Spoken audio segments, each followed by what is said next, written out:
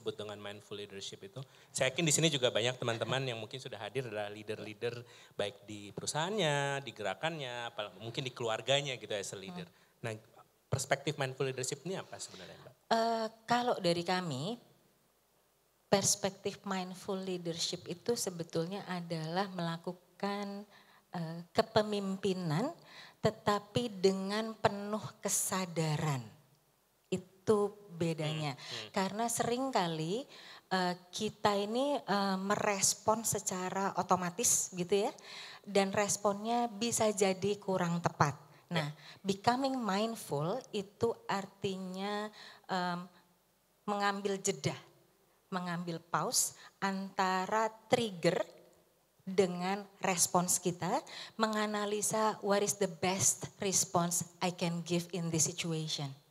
Gitu. Outcome-nya sebenarnya akhirnya si leaders bisa membuat decisions yang lebih tepat dan juga lebih efisien gitu ya. Iya, dan paham terhadap konsekuensi yang mungkin terjadi. Oke. Gitu. Konsekuensi dari setiap decisions yang akan dia buat. Iya. Gitu. Bukan cuma decision sih, any behavior. Any behavior. Iya. Oke, nah kalau Mbak Vita sendiri melihat, sebelum deh kita coba balik lagi sedikit, sebelum jadi leader, kira-kira Mbak Vita kan udah mungkin meng-coaching banyak leader-leader lah di Indonesia gitu ya. What behavior makes you a leader sebenarnya? Behavior apa sih yang membuat seseorang akhirnya bisa mencapai posisi tampuk kepemimpinan gitu? In general pasti punya vision, mission, and take action to do it gitu ya. Nah, di dalam take actionnya ini tentu saja ada integrity, ada humility gitu ya untuk terus mau mengembangkan diri. Nah, secara behavior tentu saja yang biasanya disegani gitu ya, yang di respect. Ini adalah yang mawas gitu ya. Kalau bahasanya ya mawas artinya di dalam berperilaku itu memberikan respons atau perilaku yang appropriate. Appropriate, tepat. Tepat, just pada tempatnya gitu. Oke, nah leadership ini sendiri sebenarnya kalau Mbak Vita amati mungkin ya, atau mungkin ada research yang mungkin Mbak Vita tahu, leadership ini sebenarnya a trait atau sebuah state. Jadi ini tuh nature, memang dia natural born leader gitu, orang kita sering dengar, atau dia sebenarnya bisa di nurture gitu. Saya bisa jadi leader karena saya mempelajarinya gitu. Menurut Mbak Vita gimana? Saya tend to be a believer bahwa leaders itu bisa di nurture. Soalnya kalau leaders are born itu agak sedih kita ya kalau kita bukan born as a leader. Kalau karisma, seperti Bung Karno gitu misalnya, I agreed itu born. Hanya kalau leadership, memimpin menurut saya itu something yang we can nurture. Oke. Nah ketika di nurture sebenarnya berarti kan ada key points nih. Kira-kira apa aja sih yang harus di-improve ketika seseorang mungkin tadi ya udah menepati sebuah tampuk kepemimpinan tertinggi gitu. How to be a good leader? Pointers apa aja tadi selain mungkin being mindful, mungkin juga being appropriate gitu. Tapi ada hal lain nggak Mbak sebenarnya dari sisi diri seseorang ketika dia menjadi pemimpin? Atau step-stepnya deh gitu secara... First of all sebetulnya to become a good leader, become a good follower dulu sih. Gitu ya. Karena biasanya good leader itu belajar baik waktu mereka jadi follower. Not necessarily harus mengadopsi semua perilaku atasannya terdahulu. Kalau masih ada yang bisa diimprove gitu ya. Hanya good leader menurut saya adalah seseorang yang sebisa mungkin mampu mengartikulasikan pikirannya dengan baik. Jadi komunikasinya juga baik gitu ya. Dan assertive. Nah assertive ini sebetulnya juga bagian dari becoming mindful. It's okay untuk memberitahu perasaan kita tetapi tidak dengan emosi yang meledak gitu sebisa mungkin. Gitu. Jadi ada aspek pengendalian emosi di sana sebenarnya gitu. Iya. Jadi I was an impulsive anger loh by the way. Ya jadi maksudnya zaman saya masih sebelum mendirikan company, saya sempat di beberapa perusahaan, saya kalau marah gitu saya bisa banting barang karena yang saya tahu dulu kalau marah boleh begitu, ini pola asuh ya gitu. Lalu saya 4 anak buah saya cum laude lulusan dari universitas terkenal di Indonesia ya, resign semuanya ya. So I learn from that mistake bahwa marah tuh nggak gitu ya. Jadi saya juga mempelajari tuh David bagaimana mengartikulasikan emosi gitu ya, kalau kita kecewa dengan hasil kerjanya gitu ya, atau kita ingin itu ada improvement dan sebagainya. Nah jadi saya percaya bahwa itu bisa dipelajari karena saya juga dulu belajar. Gitu. Oke. Nah tadi menarik ketika Mbak bilang a good leader once a good follower gitu. Nah kalau kita nggak sadar gitu sebenarnya kadang-kadang kan sama seperti tadi pola asuh ya. Apa yang terjadi di masa lalu kita baik itu mungkin bekerja di sebuah perusahaan atau mungkin diasuh sama orang tua gitu. Ketika kita nggak menyadari ada yang salah seringkali tendensi kita adalah melanjutkan hal tersebut.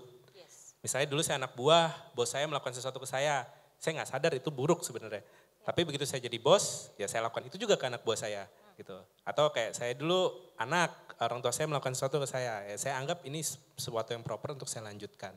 Nah sebenarnya untuk memutus cycle ini mungkin Mbak Vita punya benar, pertama ini benar atau enggak, kedua bisa nggak sih diputus cycle-nya gitu? Ya. Ini memang sering kali terjadi begitu gitu ya. Saya sering mengajak orang untuk berasumsi secara positif dulu bahwa biasanya kalau orang nggak bisa nge-break cycle-nya mungkin dia belum tahu ada cara yang lebih baik gitu ya. Tapi kalau sudah ada referensi cara yang lebih baik maka ini justru peran mindfulness. Mindfulness meaning ambil satu langkah ke belakang gitu ya, ambil nafas dulu gitu, terus lihat betul-betul mereview gitu ya, kalau gue merespon yang sama hasilnya akan berbeda atau sama. Karena kata Einstein kan kalau melakukan hal yang sama dan expect hasil yang berbeda itu kan gila gitu ya kata Einstein. Jadi kalau kita mencoba cara yang berbeda hasilnya bagaimana gitu, itu yang disebut mindful gitu ya, untuk menjadi alert gitu. Oke, jadi penting ya sebenarnya bahkan untuk seseorang yang di kepemimpinan gitu untuk taking a step back dan melihat decisionnya. Terutama ketika dia melihat ada yang salah sama organisasi. Misalnya kayak tadi Mbak Vita cerita tiba-tiba semua resign gitu. Nah penting bagi si leader instead of langsung melakukan respon tapi justru mundur dan memperhatikan sejenak gitu. Iya. Menjadi observator bagi diri sendiri. Itu kan mindful ya. Jadi jangan menjadi doer, saran saya jadilah being ya. Kalau di Jakarta dengan kecepatan internet yang kita punya sekarang, we are human doing more than human being. So my suggestion would be please take time untuk menjadi being gitu ya. Terus kalau kita seorang ibu atau kita seorang pemimpin keluarga, apakah waktu anak saya bilang begini itu respon saya tepat? Saya juga nggak jago-jago amat, I'm still fighting gitu ya. Kebetulan anak-anak saya ada di sini, jadi saya masih berupaya. Lalu kalau sebagai leader juga gitu, ada situasi begini, apa respon yang tepat? Kalau kita belum tahu respon yang tepat, saran saya tunda. Gitu ya, tunggu. Dicatat tuh penting tuh, tunda ya. Karena kita tunda dulu. Di era dimana semua pengennya serba cepat, serba instan gitu kan. Iya. Saya suka kasih patokan yang jelas sama tim saya jadi zaman dulu gitu ya. Karena saya dulu juga di banking gitu. Saya suka tanyanya gini, ada yang meninggal nggak kalau kita nggak respon sekarang juga? Kalau nggak ada, tunda, tarik nafas, berpikiran lebih jernih, baru putuskan. Gitu ya. Tapi kalau ada misalnya keselamatan teman kita karena dimaki-maki sama nasabah atau orang gitu ya. Then okay, what's the best out of that situation gitu. Tapi kalau enggak, tunda, enggak apa-apa. Nah, hujaman WhatsApp, Line, Instagram. And by the way Instagram sudah di-announce sebagai nomor 1 social media yang mengganggu kesehatan mental ya. Ada di bookletnya. Iya. Jadi kalau Anda mau ngambil keputusan, saran saya unplug. Ya, enggak apa-apa. Gitu. Biasanya kalau yang penting banget nelpon kok. Kalau enggak nelpon Anda bisa tunda beberapa saat. Gitu. Oke, nah berarti sebenarnya kalau tadi ngelihat banyak pointers untuk menjadi good leader. Kan ada yang bilang juga a good leader, being a leader is a lonely place gitu. Mbak Vita setuju gak sih? Iya, ya kalau kadang-kadang kalau lihat dari puncak piramida aja ya, emang paling ke atas kan paling makin kecil ya. gitu. Nah justru karena lonely, kita justru harus apa ya, tidak gegabah gitu di dalam mengambil keputusan, bisa mendengarkan pendapat orang lain gitu ya. And kalau saya dulu supaya nggak lonely, saya sih nakal, saya roster tuh tim saya gitu ya, ada roster piket menemani saya makan siang gitu. In a way saya mengenal mereka dengan lebih baik gitu ya. Dan saya nggak lonely and I listen more dari yang di teman-teman di field ini apa sih sebetulnya gitu. Mungkin itu bisa memberikan kita wacana yang lebih kaya dalam mengambil keputusan. Karena because we are lonely dan kita banyak di balik meja, mungkin apa yang kita putuskan kalau kita tidak memperkaya wawasan bisa jadi nggak relevan terhadap teman-teman yang di ujung tombak. Ya. Gitu. Nah itu sering terjadi tuh Mbak, seringkali kan memang ada kalau kita di lapangan gitu ya, seringkali ketika ketemu, ya ini bos saya emang nggak tahu apa-apa, saya di sini tiba-tiba harus bekerja sangat keras gitu misalnya. Dia nggak tahu ketika misalnya request untuk mengiterasi sebuah fitur gitu misalnya kalau di startup gitu ya, iterasi fitur ini deh, mungkin foundernya dengan mudah bilang begitu, tapi kan proses menuju ke sana tuh butuh panjang gitu. Nah, seringkali ketika dia terlalu jauh, terlalu tinggi posisinya membuat dia nggak punya sensing, sense terhadap mekanisme apa yang bisa berjalan gitu. Nah, kalau menurut Mbak sendiri, gimana caranya supaya si leader juga bisa punya empati bahkan sampai ke pihak yang mungkin tadi Mbak bilang ada di ujung tombak tadi, apakah dengan komunikasi aja cukup atau sebenarnya butuh sebuah sistem juga untuk melakukan itu?